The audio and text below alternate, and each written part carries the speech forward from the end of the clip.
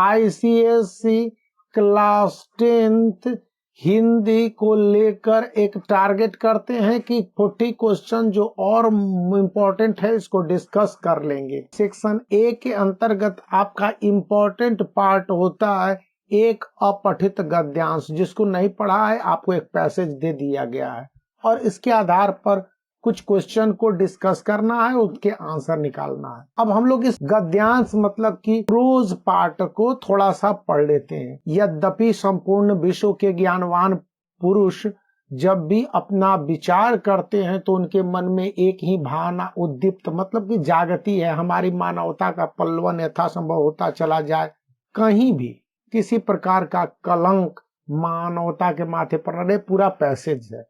इसके आधार पर जो क्वेश्चन है हम लोग 1 बाय 1 देखते हैं। इस क्वेश्चन को आप पैसेज को कम से कम 2 बार पढ़ेंगे। तो पहला है, एक शुभ चिंतक का चिंतन मानवता के प्रति क्या होता है। तो मानवता के प्रति पोषण और कल्याण ही उसका सबसे बड़ा चिंतन होता है, यदि पैसेज को आप पढ़े होंगे। सेकेंड क्वेश्चन है, ज्ञानवान पुरुष के मन में कौन सी भावना उद्दीप्त होती है। तो ज्ञानवान जो होते हैं, नॉलेजेबल पर्सन, उनके मन में मानवता का पल्लवन, कैसे मानवता को बढ़ाया जाए, ये भावना उद्दीप्त होती है। थर्ड क्वेश्चन है, विश्व में कैसी शक्तियों का आगमन होता है। तो जो पैसेज है उसको कहता है कि विध्वंसक शक्तियों का आगमन होता है, विध्वंसक शक्तियां उभर के आती हैं, यहाँ पर है। फिर फोर्थ क्वेश्चन है, समाज की मर्यादा को तार तार कौन कर देता है। तो ये विध्वंसक शक्तियां हैं, यही समाज की मर्यादा को तार तार कर देती हैं। फिफ्थ क्वेश्चन है, प्राचीन और वर्तमान साहित्य किस बात का समर्थक रहा है। यहाँ पर क्वेश्चन का आंसर है कि प्राचीन और वर्तमान साहित्य मानवता के कल्याण का समर्थक रहा है, कि मानवता का कल्याण होता रहे। ये पैसेज नीचे लिखा हुआ है। विध्वंसक शक्तियां मानवता के विरुद्ध नंगा नाच करती हैं, ये भी लिखा हुआ है यहाँ पर, नंगा नाच, मानवता के विरुद्ध नंगा नाच करती हैं। फिर समाज में विध्वंसक शक्तियां डैश से आ जाती हैं, तो ये हो जाएगा कि उभर के आती हैं, उभर के आ जाती हैं। ये पैसेज में आपको यहाँ पर दिया गया है और आप इसको देखते हैं। तो अब है शुभचिंतक, शब्द का अर्थ क्या है। शुभचिंतक मतलब जो कल्याण चाहने वाला है, उसको हम लोग शुभचिंतक कहते हैं। क्या शर्म की बात है। तो शर्म की बात है कि अक्सर हम लोग विध्वंसक शक्तियों को ही, डिस्ट्रक्टिव नेगेटिव पावर को ही बढ़ावा देते हैं। परोक्ष का विलोम मतलब अपोजिट शब्द लिखना है। परोक्ष का विलोम होता है प्रत्यक्ष, जो कि सामने हो, at present, before you, and that is behind you। अब आपका ग्रामर पार्ट है, विलोम शब्द लिखें। अमृत का विलोम बताना है, तो अमृत का विलोम विष होता है। फिर पर्यायवाची सिनोनिम्स बताना है। पर्वत का पर्यायवाची गिरी होता है, गिरी, पहाड़। भाववाचक संज्ञा आपको बताने के लिए कहा जा रहा है, पढ़ना। तो पढ़ना से होता है पढ़ाई, और ये संज्ञा है तो ये पढ़ाई स्त्रीलिंग हो गया, स्त्रीलिंग जो है, और ये हो गया। फिर शब्दों को शुद्ध करें। कंटकीकरण को शुद्ध करना है, तो कंटकाकीकरण होता है। ये आपके पास सी ऑप्शन सही है। मुहावरे का अर्थ लिखो। नाकों चने चबाना, नाकों चने चबाना मतलब अत्यधिक कष्ट झेलना। नाकों चने चबवा दिया मतलब उनको काफी परेशानी दिया, उनको बहुत अत्यधिक कष्ट दिया। नाक से भोजन थोड़े कराएगा, डट कर सामना करना। तो ये तो सामना जो करेगा, मुकाबला कर रहा है ना, तो नाकों चने चबाना मतलब उनको जबरदस्त कंपटीशन दिया उनको, ये ऐसा है। तो अब यहाँ पर 2 अर्थ हो जाएंगे। एक तो डटकर मुकाबला करना, नाकों चने चबवा दिया, काफी कष्ट झेलना मतलब कि उनको काफी चुनौती दिया, जबरदस्त। तो यहाँ पर एक ऑप्शन मुझे ये भी लग रहा है, और यहाँ पर अत्यधिक कष्ट झेलना भी बताया जाता है, लेकिन आप इसको ध्यान में देख लेंगे। डटकर सामना करना, वो तो लोहा लेना का होता है अर्थ, सॉरी हमको याद आ गया, लोहा लेना का अर्थ होता है डटकर मुकाबला करना, अत्यधिक नाको चने चबा दिए, खूब उनको परेशान किया, तंग किया। वाक्य को शुद्ध करना है। विद्यालय में छात्र नाटक प्रस्तुत करेंगे, भूतकाल में है, तो यहाँ पर विद्यालय में छात्रों ने नाटक प्रस्तुत किया, ये हो जाएगा। विशेषण परंपरा से पारंपरिक, पारंपरिक हो जाता है। फिर 8 का है कि तद्भव शब्द बताइए, अग्नि का, तो तद्भव हो जाता है आग। फिर अनेक शब्दों के अर्थ पर एक शब्द आपको लिखने हैं। जो कम खर्च करता हो कंजूस, लिंग बदले विद्वान, तो विद्वान का विदुषी होता है, विदुषी। अब भी साहित्य सागर शॉर्ट स्टोरीज है, तो शॉर्ट स्टोरीज से हम लोग इसको देख लेते हैं कि शॉर्ट स्टोरीज में किस तरह से साहित्य सागर से हम लोग कवर करेंगे।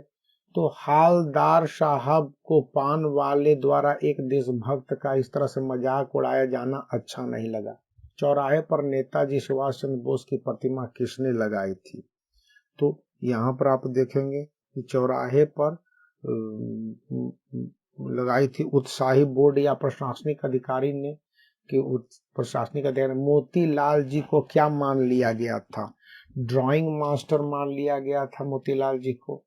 दिल्ली चलो आदि के नारे किसको देखकर याद आने लगते थे? चौराहे पर लगी मूर्ति को देखकर वो याद आने लगते थे कि इस तरह से है। हवलदार साहब को कौन सा आइडिया अच्छा लगा? हवलदार साहब को मूर्ति का चश्मा बदल दिया जाए, यानी वो लुक बदलने में बहुत भरोसा करने लगे थे। फिर 5th क्वेश्चन है कि हवलदार साहब ने पान वाले से क्या पूछा? तो नेताजी का चश्मा कैसे बदला जाता है? नेताजी का चश्मा कैसे बदल जाता है, यही पूछा। नेताजी का चश्मा कैसे बदल जाता है?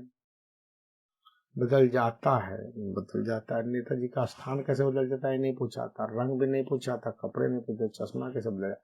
नेताजी का चश्मा कौन बदलता है? तो यहाँ पर था कैप्टन साहब थे, जो कि कैप्टन चश्मे वाला बदलता था। नेताजी के चेहरे पर चश्मा क्यों नहीं था? क्योंकि कैप्टन चश्मे वाला मर गया था, इसीलिए वो नहीं था। हवलदार साहब बार बार किसके विषय में सोचते? हवलदार साहब बार बार चश्मा नहीं होना, तो वो हवलदार साहब बार बार यही सोचते थे कि कौम के बारे में सोचते थे हवलदार साहब की क्या होगा और कौम की स्थिति। हवलदार साहब का नेताजी के विषय में क्या ख्याल था कि चश्मा अब नहीं होगा। बच्चों ने नेताजी को कैसा चश्मा पहना दिया? सरकंडे का चश्मा वो पहना दिया था। आप कहानी पढ़ेंगे तो पता चलेगा। अब साहित्य सागर पोयम है, इससे देखते हैं कि पानी बाढ़ है नाव में, घर में बाढ़े दाम, दो हाथ उलीचिए यही सियानो काम।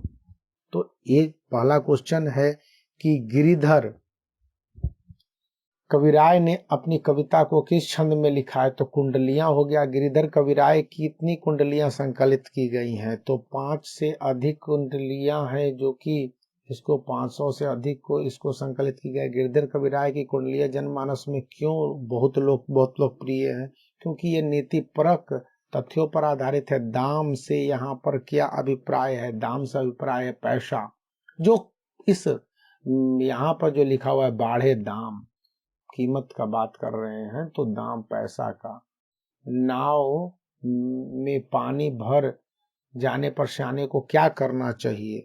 दोनों हाथ से पानी को बाहर फेंक देना चाहिए। फिर यहाँ पर है सियानों का मतलब समझदारी का काम है। घर में दाम बढ़ने पर क्या करना चाहिए? यहाँ पर है कि घर में दाम बढ़ने पर जो है उन्होंने कहा कि दान पुण्य करना चाहिए। फिर 8 का बीसी है सुचाल मतलब उचित गति, सु मतलब होता है अच्छा, चाल मतलब गति। फिर काज तत्सम लिखिए। काज का तत्सम होता है कार्य, कार्य से काज होता है। फिर नौका का तद्भव लिखिए। नौका का तद्भव होता है नाव। तो इस तरह के आप याद रखेंगे। फिर नया रास्ता, ये तो थोड़ा सा ऑप्शनल टाइप का होता है कितने कार्ड छपवाए जाएंगे, किन किन को बुलाना होगा, जिन्हें बुलाना जाएगा उनको उन सबको क्या दिया जाएगा, शादी के बाद प्रतिभोज करना है कि नहीं, ये किसने पूछा था? अमित के पिताजी ने पूछा था ये। और अमित के पिताजी ने अमित की माँ से पूछा था कि भाई क्या है, क्या हम लोग रिसेप्शन देंगे? अमित के पिताजी ने अमित के माँ से पूछा था, यहाँ यदि तुम लोग प्रतिभोज नहीं दोगे तो दुनिया वाले क्या कहेंगे? तो यह किसका विचार था? ये मायाराम जी का विचार था। गलत ऑप्शन मैंने टिक कर दिया। थर्ड है कि इकलौती बहू के लिए इतना जेवर कम है, यह किसने कहा था? अमित के माता जी ने कहा था कि अपने बुढ़ापे के लिए रखो अपना सोना, यह किसने किसको समझाते हुए कहा? तो अमित के पिताजी ने अमित के माता जी को समझाया था। मधु क्या चाहती थी? अपनी सहेली के शादी में जाना और अपनी सभी सहेलियों की शादी में बुलाना चाहती थी, वो ये जाना थोड़े चाहती थी वो मधु। धनीमल जी सरिता को क्या देना चाहते थे? एक फ्लैट देना चाहते थे कि ले लो, आजकल के बच्चे तो अलग रही गृहस्थी बसाना चाहते हैं। यह विचार किसने दिया था? तो धनीमल जी ने ही यह विचार दिया था। तो छोटी बेटी होने के कारण बहुत लाड़ प्यार में पड़ी। यह लड़की कौन है? तो ये लड़की सरिता है। उनके स्वयं कोई बेटा नहीं है, क्या जाने बेटे के अलग होने का दुख। यह किसने कहा था? तो यह अमित की माँ ने कहा था। बेटा अमित, अब इस बात का फैसला तुम्हारे हाथ में है। यह किसने कहा था? यह मायाराम जी ने कहा था। अब एकांकी संचय थोड़ा सा ऑप्शनल टाइप का है। एकांकी संचय हम तो समझते हैं कि घड़ी दो घड़ी में खेल खत्म हो जाएगा, लेकिन हमें छूछे वारों का मुकाबला करने के बजाय कि चूक निशानों का सामना करना पड़ेगा। महाराणा की सेना कहाँ अपना ध्वज फहराना चाहती है? बूंदी के नकली दुर्ग पर। हम समझते हैं कि घड़ी दो घड़ी में खेल खत्म हो जाएगा। यह किसका कथन था? अभय सिंह का। हमारे इस खेल में कुछ वास्तविकता आ गई है। यह किसका विचार था? महाराणा का विचार था। हम इतने कायर और निष्प्राण नहीं है। यह किसका कथन था? तो यह कथन था अभय का कि हम लोग इतने कायर और निष्प्राण नहीं है। फिर धन्य है वह भूमि जहां ऐसे सिंह पैदा लिए, यह महाराणा का कथन था। वीर सिंह का बलिदान किसके हथियार द्वारा हुआ था? तो यह गोला से हुआ था। तो यहाँ भी है, ऐसी वीर जाति को अधीन करना मेरा पागलपन है। यहाँ मेरा से किसका संबंध है? तो यहाँ मेरा से महाराणा का संबंध है। महाराणा ने कहा था। अब है कि शायद शब्द से है मुहूर्त। शायद को मुहूर्त है, सिनोनिम से है। फिर महाराणा के शव के पास बैठा क्या मांगा? उन्होंने अपनी अपराध के लिए क्षमा मांगा। हमारी तलवारें अपने ही पर नहीं उठनी चाहिए, स्वजनों पर, अपने ही स्वजनों पर और उनके घरों पर नहीं उठनी चाहिए।